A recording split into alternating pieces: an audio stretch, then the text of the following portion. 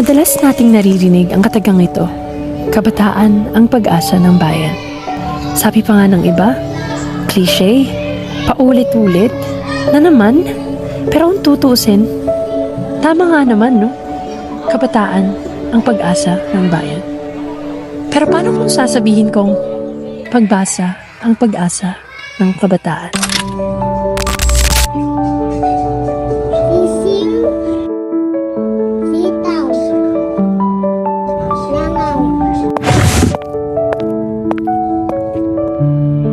Hi, ako nga pala si Kyle. Di pa ako isang ganap na guro pero tila ramdam ko na agad ang bigat ng responsibilidad na pinapasa ng isang guro.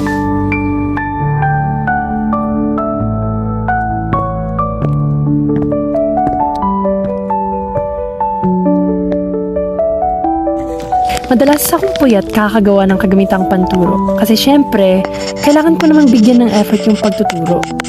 Kahit walang printer, kaya ko naman mag-drawing. Kahit ubos na nga yung bond paper, pwede pa naman gamitin yung tira-tira.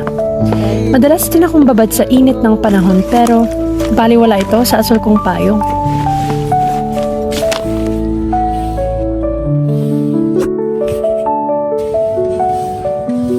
Pagod man papuntang paaralan pero napapawi naman lalo na't maririnig mo na yung mga apak ng paa nila.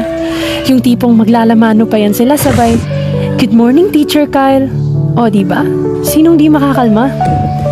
Pero sa likod ng masasayang tawa at makikinang nilang mga mata ay ang kanilang pagnanais na matuto kung paano magbasa. Minsan nga napatanong ako sa sarili ko, kaya ko ba?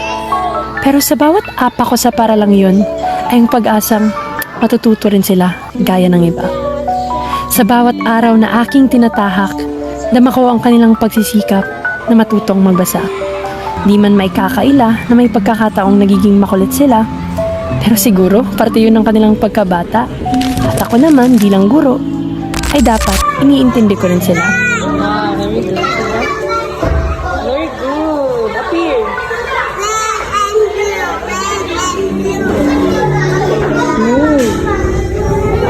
Yay! Ngayong araw ay idadaos ang aming culmination day. Huling araw na namin sa pagtuturo, kaya gusto namin na maging special ito para sa kanila. Naghanda kami ng mga palaro, premyo, certificates at ribbon upang bigyang halaga ang kanilang pagsisikap sa loob ng 20 araw.